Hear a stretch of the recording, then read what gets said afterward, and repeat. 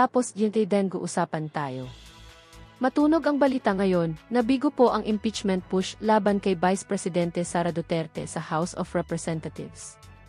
Breaking news po ito dahil kumpirmadong hindi formal na bumoto si Speaker Romualdez para sa impeachment ng ating FI. Ito ay naging isang malaking dagok sa mga anti-Duterte forces dahil si Speaker Romualdez ay isa sa mga pinakamaimpluwensyang tao sa Kongreso. Ang kanyang desisyon na hindi bumoto ay tila naging huling kumatok sa kabaong ng impeachment plot. Matapos ang matinding presyon mula sa mga bumabatikos, si Romualdez ay tila piniling sumunod sa legalidad at tila nakita niyang walang sapat na ground para sa impeachment.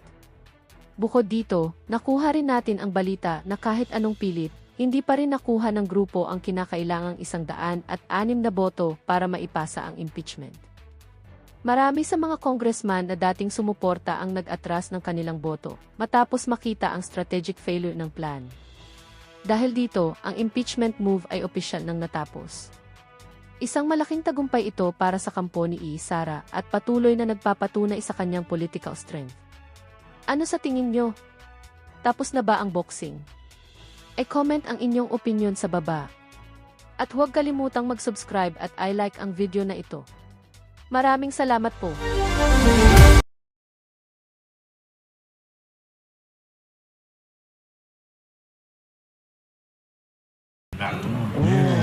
Totoo, ng malupit na malupit. Oo, siyempre ang pinuno ng SMNI, hindi ang babaluktot pagdating sa prinsipyo.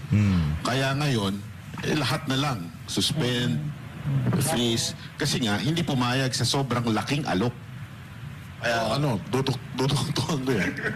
Balik natin kay Claire Castro.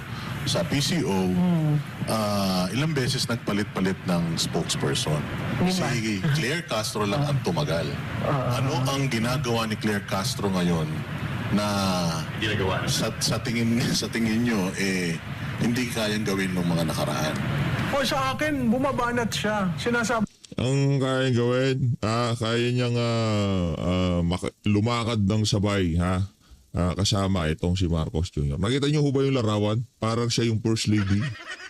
Diyan siya sa Cebu, di ba? Sa red carpet, ang kasabay hong maglakad nitong si Marcos Jr. ay walang iba kung hindi itong si Auntie Claire. Trabaho yun ng first lady pero pati yun kayang gawin nitong si Auntie Claire. Sabi niya yung Duterte. Siya yung attack dog. Walang hiya, ganon. Kapal mukha. Siya yung attack dog na tumatayo sa... Alam mo yan, oh. Nandyan ang Malacanang Palace, nandyan ang flag ng PCO, nandyan ang flag ng Pilipinas. That should never happen.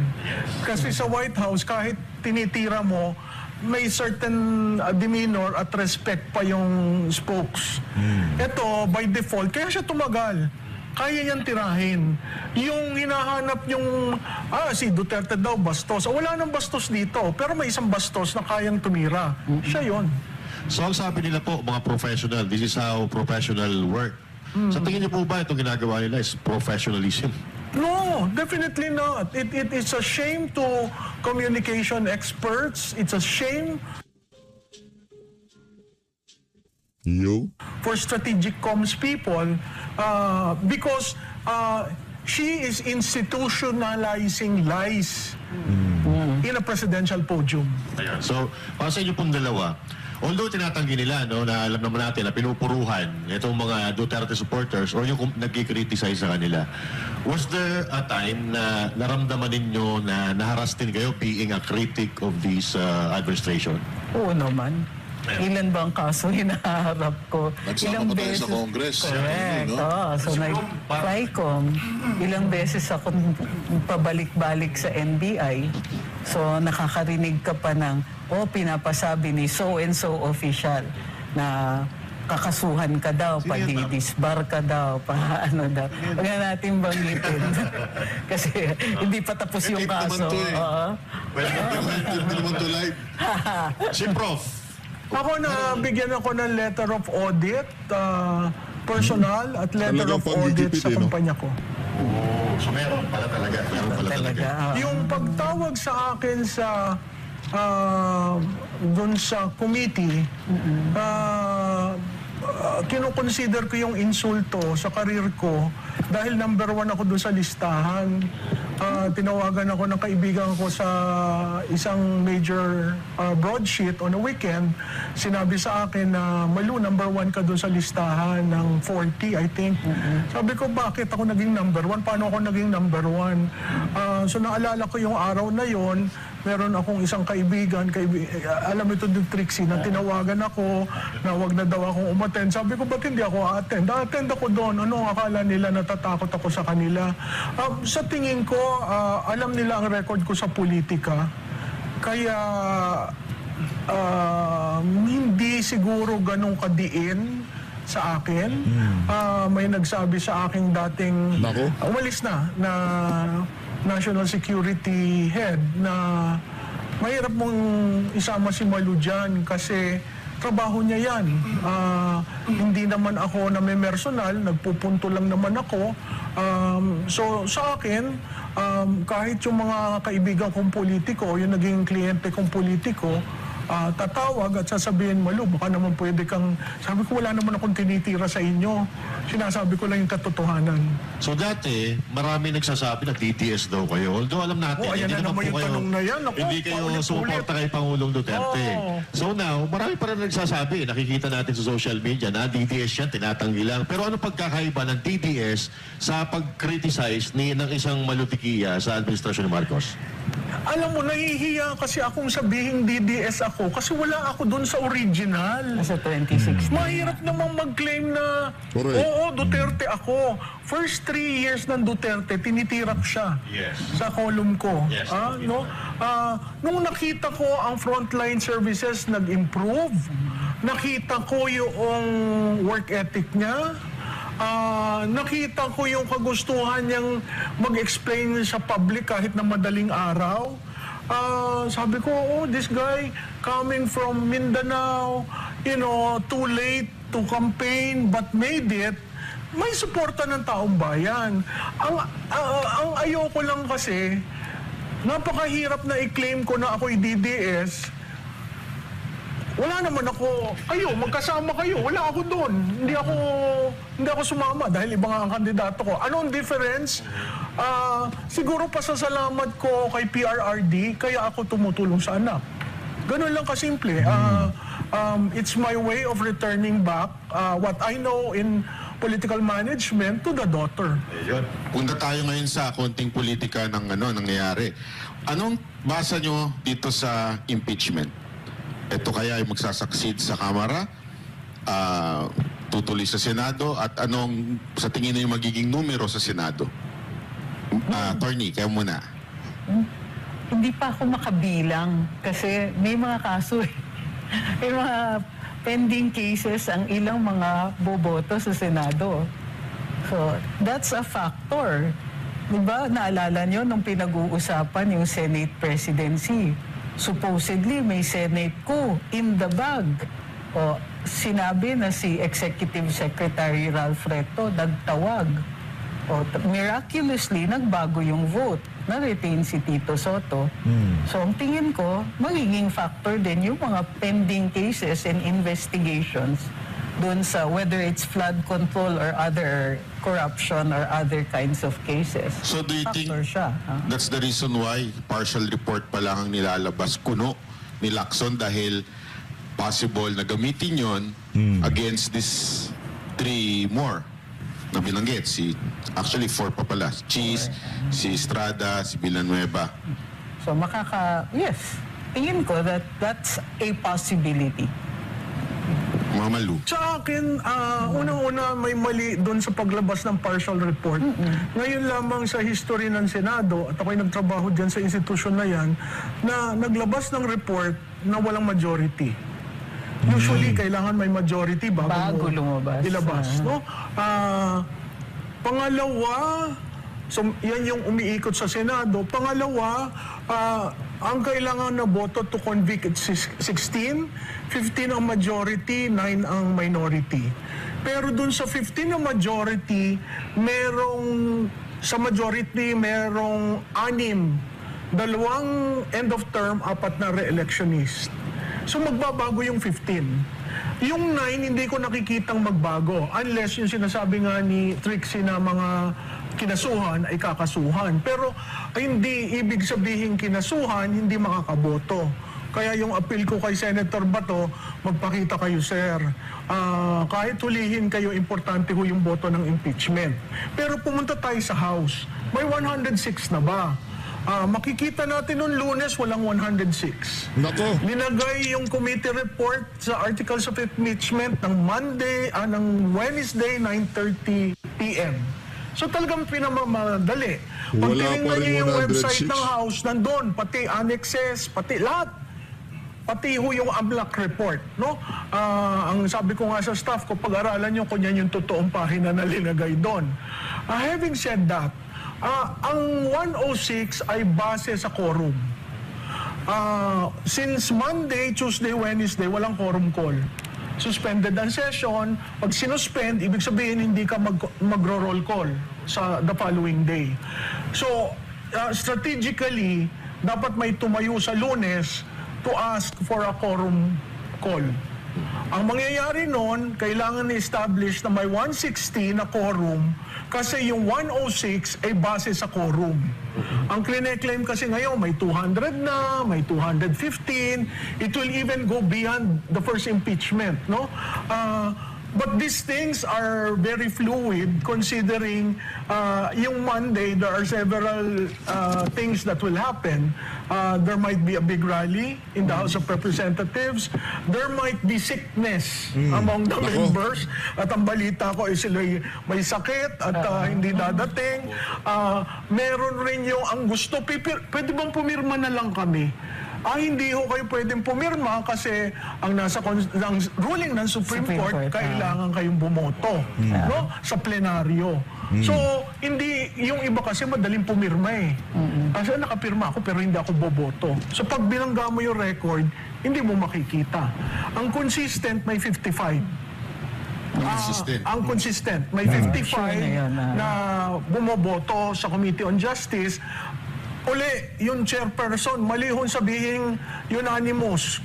Kasi ang membership ng committee nyo, 40 na members at 40 na ex officio. So 80. Ang 55 ay hindi unanimous ng 80. Yan Hindi po ay marunong si majority. Baculaw. So sa tingin niyo ma'am, sa Congress pa lang lusaw na to? Depende sa yung mangyayari. Kasi pwedeng may tumayo at sabihin walang quorum, hindi ka pwedeng magbotohan. O pwedeng tumayo at sabihin hindi namin nakuha yung kopya ng committee report. Di suspend. no? Magkakagulo. Ang alam nyo, ang hindi na monitor ng majority at balita ko yung kinaasar ng majority leader Yan. ay yung privilege speech ni Congressman Erice. Oo. So, natino sila doon. Sandali lang. Wala ito. O kaya hindi mo magkaintindihan kung sino sasagot, ha? Oo. Ang nagsalita, that should be between Recto and Leviste. Nakita nyo, nagsalita ang Suarez, nagsalita ang Garin, kung sino-sino na. Hanggang sa si Ridon, pinapaalis yung sinabi lahat. Hindi mo pwedeng paalsin yun kasi against sa rules, ha? Personal and collective. Personal yun kay Leviste. Maaaring hindi collective, no? Pero hindi mo pwedeng alsin yung buong speech. Yung motion nila is to remove everything. As if nothing happened. Ma'am, meron kasing napapabalita. Actually, may naglabas itong vlogger. Pangit nga nitong vlogger na to. Sabi na, iba-blacklist ng iglesia ang pumirma doon. Tayo may personal knowledge tayo doon. So, sa tingin nyo may epekto ito sa mga congressman? Alam mo, idadagdagan ko ang sabi, ibaban up to the 4th degree of consanguinity. Di alis lahat ng dynastic. O kaya, ang sabi ko nga, hindi ho nanloloko ang Iglesia ni Cristo. Nakita naman natin yung lakas niya ng kay Marcoleta nung last 45 days. At alam ng bawat politiko ang lakas ng endorsement ng Iglesia ni Cristo. Hindi ko alam kung ay isinasatabi nila yon o hindi. Pero That is a card that is playing now. Aside from yung Iglesia ni Cristo, ano sa tingin ninyo yung driver? Bakit nung nakaraang impeachment, agad-agad, boto sila, pirma, pero ngayon parang hesitant na Eh sila. may pera. Walang pera ngayon. Ngayon, pahirapan. Biro mo, ang usapan na lang district fund. Tataasan ang district fund mo, aalsan ang district fund mo. Noong una, may malaking pondo, pero FLR for later release. Kaya ngayon, nagagalit yung mga congressman kasi i-release nyo na muna yung pinangako nyo sa akin sa first impeachment. Kasi nagastos na yun eh. Di ba? Kung ikaw ang kontratista, hihingi ako ng tulong sa'yo, nagbigay ka sa akin ng ilang milyon, iaawas mo yun dun sa kontrata. Yun. Eh, kung in FLR, di wala kang negosyo, So, nakuha ko na. So, yun yung problema ng ibang congressman na may allocable. Napakahirap dahil ang daming lumalaro. May balita na maleta daw ay dollars na. Kasi pag peso, mababa na ang value. Yung mga ganon, nakakalungkot dahil makikita mo kung gaanong nababoy ang institusyon. Tama ka lang sinabi ni Ma'am Sara na wala nang pera ang Pilipinas. Oo. Hindi, yan Kasi naman. wala nang pambayad sa mga congressman. Nakiprank ko na. Ay, di. Susundot si May. Nasundot na. Nakiprank ko na. Ay, hindi. Yung pagkasabi niya kasi ng walang pera, dalawang bagay. Isa tungkol doon sa utang na gustong utangin at hindi mo maintindihan kung saan naman gagamitin. At yung directive ng DBM na lahat ng mga savings nyo from previous years, pagsamasamahin na natin. So wala talagang pera. Pagsamasamahin. Ang difference lamang niya nung panahon ni Duterte, hindi siya naglagay ng supplemental budget, pero nag-earmark. Nag-earmark siya na natatandaan niya yung Bayanihan 1 and 2. May nakakabit doon na pondo para sa gagastusin. Ito apparently, dahil Duterte formula yon, ayaw nilang gawin yon, kaya nag-issue si DBM na lahat na may tirang pondo, bilangin niyo yan at kukunin. At attorney, tsaka Savings, prof, savings. merong exciting na tanong at tsaka inaabangan ng tao. Ano sa tingin niyo magiging boto ni dating Speaker Romualdez sa impeachment? Kasi alam natin, nagbanta siya, di ba? Na sama-sama tayo sa impyerno. So, ano sa tingin ninyo? Alam mo yan, that's the most awaited on Monday. If he shows up, allies will think, oh my God, ba't nandito to? Pwedeng sa explanation ng vote niya can be very, very damaging to this institution, to the institution as well as the presidency. Pwede rin namang nandun lang siya at tataas lang siya ng kamay. Pero titingnan ng taong bayan, mag-yes ba siya o mag-no siya? Kasi, di ba after niya magsalitang ganyan, humingi siya ng apology kay Vice President Duterte na sa mga nangyari. Hindi ko alam kung totoo yun o play lang sa media, pero isa yan sa mga titingnan sa Lunes. Pero sa tingin niyo, just in case lang na nag-no siya sa impeachment, would you think ito ay simula na talaga ng... ng labanan. gera nitong magpinsan? Sa tingin ko kung paano hindi kinausap si Senador Amy ng Pangulo for the past 3 years, hindi sila nag-uusap. Sa tingin ko ito will also be another battle within the family. So kapag nag-yes, Prof, palabas lang lahat to. Oo, yun ang alternative. Kaya critical kaya may yung mga nag-a-advise sa kanya, huwag ka na lang pumunta. May iba naman nagsasabi, pumunta ka na para pakita mo sa lakas na ikaw pa rin yung pinuno at kaya mong tulungan yung mga allies mo, or pumunta ka na to clear your name. Kaso wala na Yung lakas CMD, Pero nagkalasan na. tingnan natin kung anong mangyayari. Kasi yung sinabi ko nga kanina kay Banat Bay, dun sa Mabanta issue, bakit pumutok ngayon? Bakit ngayon na magbobotohan? Bakit may diin kay Speaker? Lahat yan sa politika, pinaplano, may talagang desisyon na gagawin, may naratibo na gustong ma-achieve. So, yun yung politika. Kaya nga sinasabi ko, ang politika may never clean. Always in the murky side. So, nandun sa digital strategist, nasa political consultant, to put a line. Si Vice Presidente magaling maglagay ng linya eh. Yes, O black or white, hindi ako kukross dyan. Yun ang isang katangian ng leader. Kasi kung lahat shades of gray, lalabas doon, what are we in power for? We can do anything because we're in power. Kayo, attorney, anong basa ninyo? Mag-yes o mag-no si... Wild guess. Wild guess. Si Hindi ko Romuald. alam kasi halimbawa, hindi kasi credible yung problema si Congressman Adjong, sabi niya 95% daw ng lakas pro-impeachment. Kaso, hindi credible yung source. Kung si GMA yung nagsabi, maniniwala ako. So, pero kung naging totoo yun, then obviously, ang boto niya will be for impeachment. Kaso nangyari nga itong kay Franco siya yung na-highlight doon. At kung totoo yung ibang mga rumors na siya yung tunay na target doon, mas may reason na abangan. Si Tamba, ang totoong target doon sa na yun, doon sa entrapment. Ganon. Hindi si Franco. Naloko na. Yung kanyang boto. What do you think of this, kasi naiisip ko na yung nangyari yung kay Franco na kesyo ine-extort. So therefore, since pinahuli, meron talaga Meron talagang na video, may sense. May video. Meron dahilan para i-extort ka.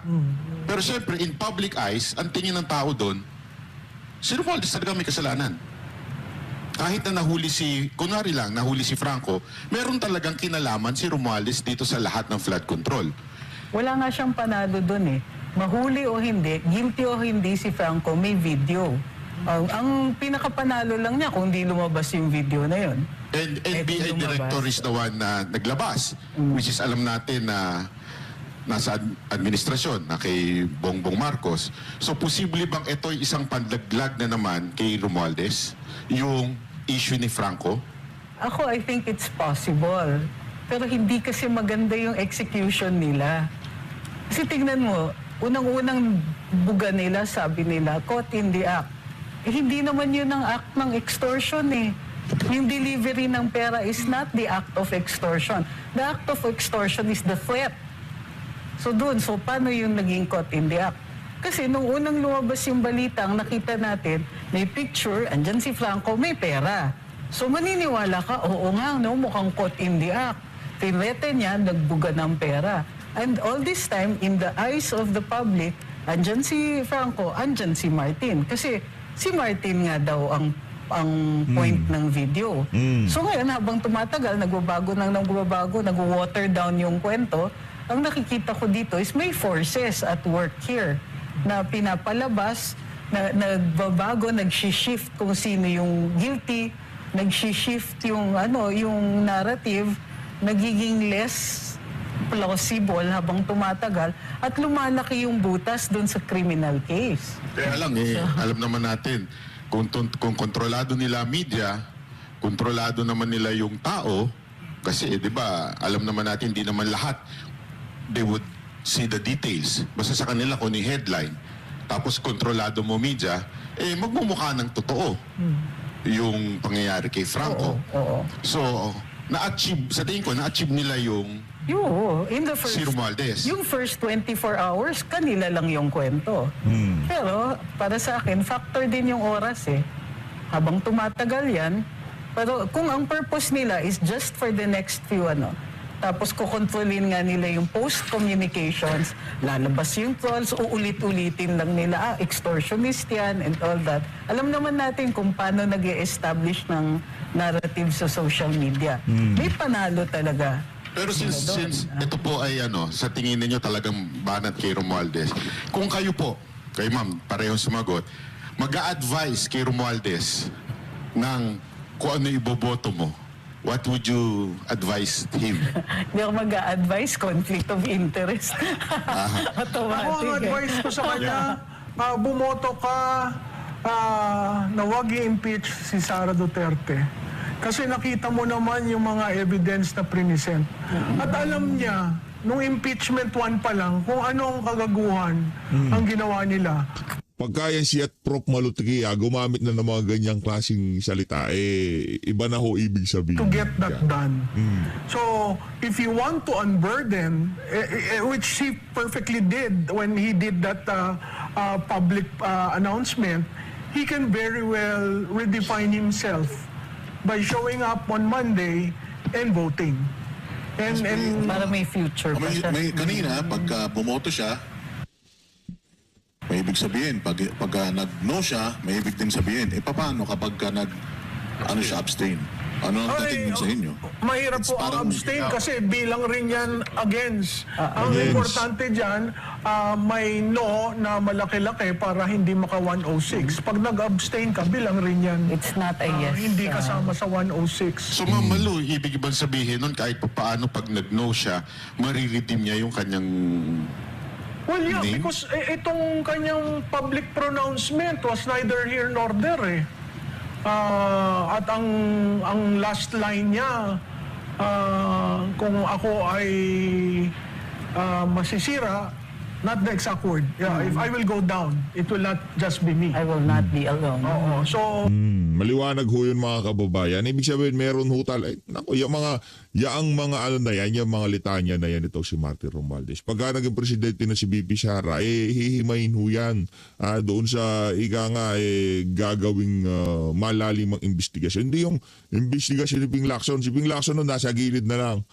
Pakain-kain na lang siya ng mani. Hindi na siya kasali. Nakanto ko.